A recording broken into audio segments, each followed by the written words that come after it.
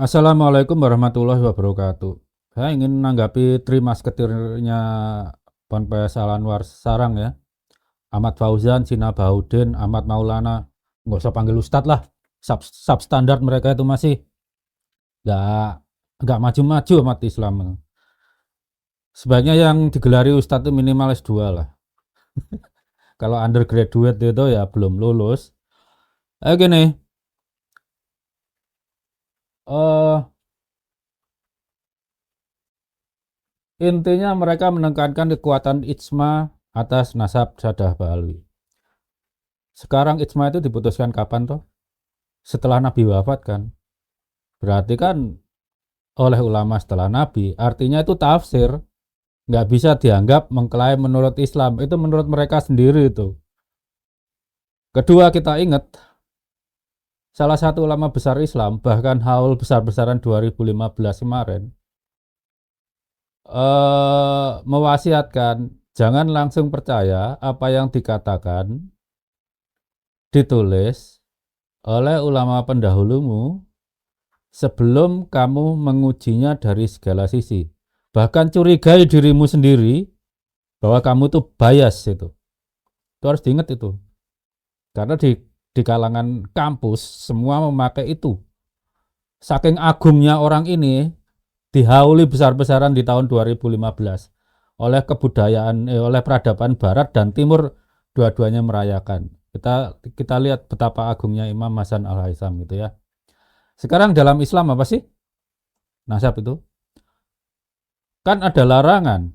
Zaid bin Haritsah itu tidak boleh dinasabkan ke Nabi. Ya patokannya itu. Walaupun Nabi sendiri menginginkannya. Kalau nggak boleh, ya nggak boleh aja.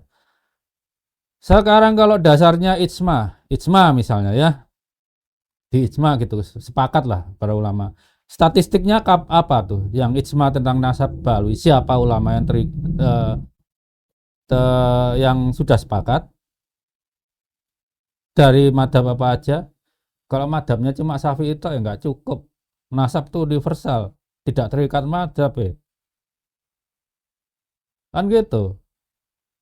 Sekarang saya tanya deh ke Ahmad Fauzan, Sina Bahaudin, dan Ahmad Maulana Koldun gitu ya.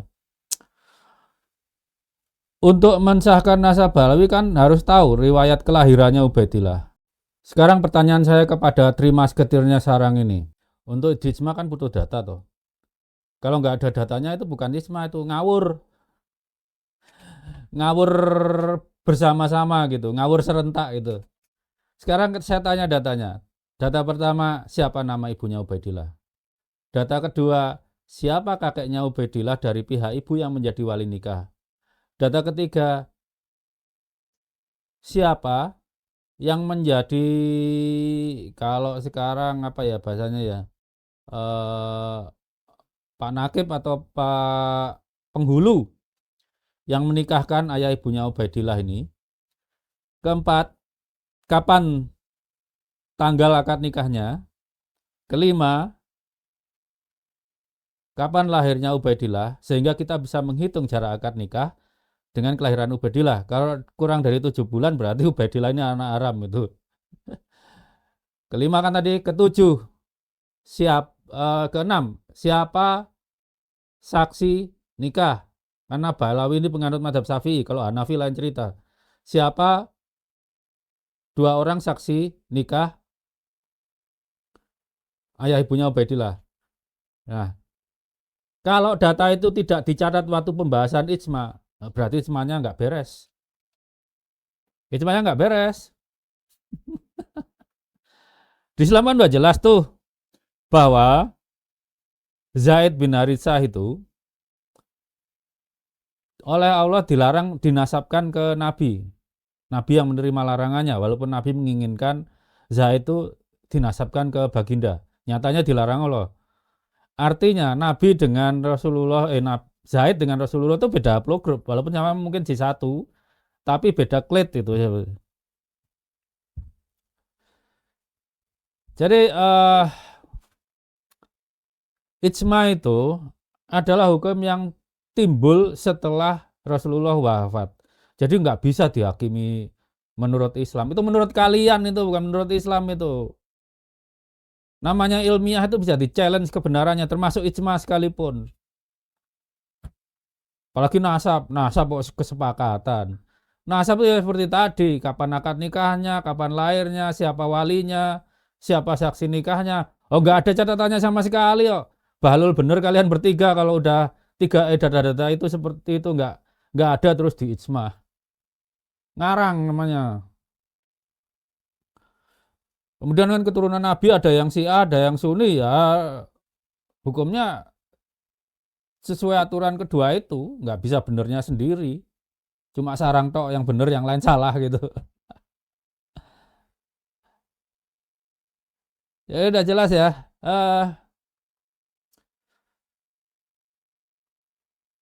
Balwi itu ijmanya lemah. Statistika ulama yang ijma siapa aja nggak ada. Tolong kasih deh. Itu kalau secara sampling memenuhi nggak degree of confidence 95%? Saya yakin nggak memenuhi.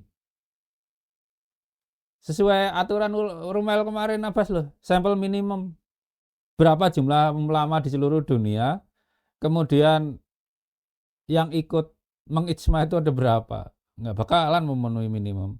Tapi beda dengan ilmiah, satu bukti itu bisa meruntuhkan semua ijma. Saya ambil contoh sini, ini contoh untuk Ahmad Fauzan aja, moga-moga nggak tersinggung.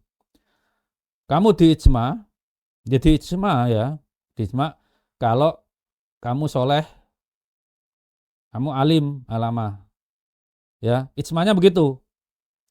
Suddenly ada santri di tempatmu diperkosa, nggak tahu siapa yang memperkosa, nggak tahu, benar-benar nggak ada yang tahu. Tapi pas penyelidikan di kamarnya ya, ditemukan upilmu dan spermamu yang ada DNA-mu. Kuat mana ijma dengan bukti yang ditemukan polisi tadi? Pasti kuat bukti. Di situ ijma kalah dengan bukti. Ya ada. Dulu juga sepakat orang seluruh dunia kalau matahari mengelilingi bumi. Gara-gara Galileo itu main-main teleskop, setelah semua dihitung, ternyata bumilah yang mengelilingi matahari. Yang paling anti ya kaum kayak kalian ini, para agamawan yang kemampuan matematisnya setara beruk itu.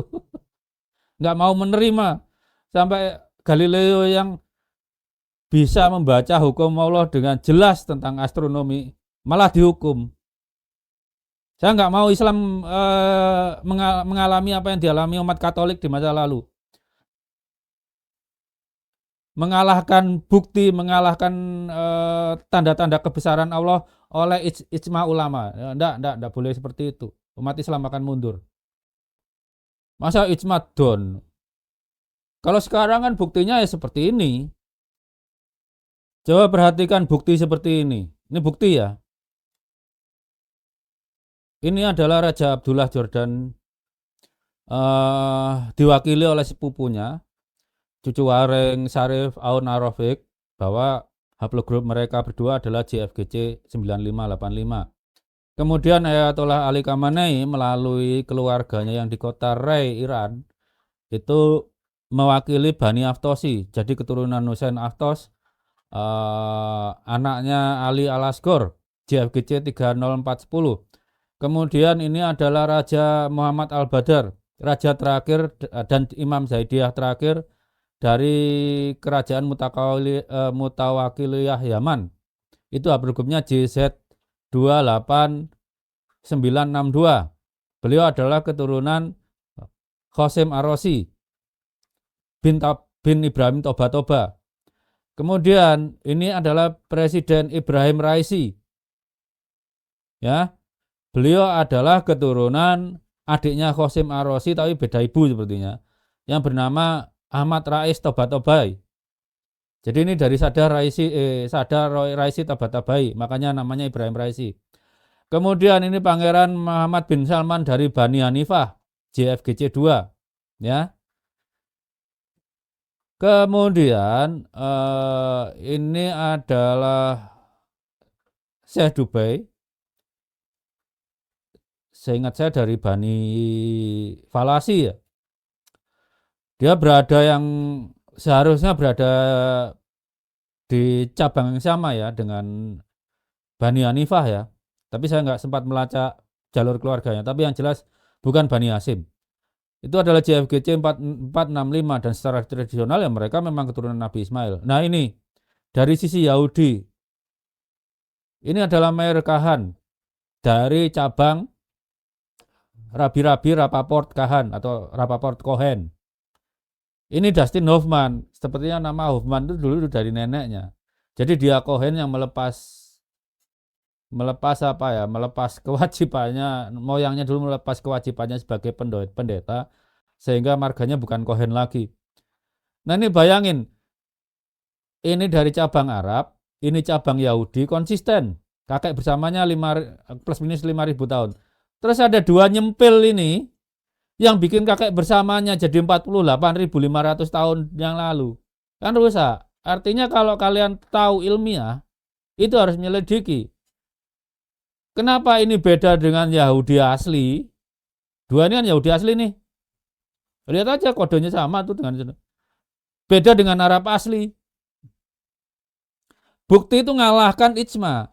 Katakanlah si Ahmad Fauzan itu di keputusan ijmanya adalah dia soleh.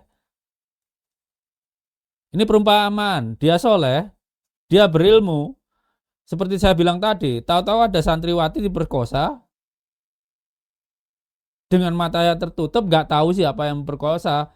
Tapi di kamar si santriwati itu, misalnya ini, ada upilnya Ahmad Fauzan, ada sisa spermanya Ahmad Fauzan. Nah, menang mana? Bukti yang dipegang polisi atau ijma kiai-kiai pesantren itu bahwa Ahmad Fauzan itu orangnya soleh alim. Menang mana antara ijma dan bukti? Gitu aja. Wassalamualaikum warahmatullahi wabarakatuh.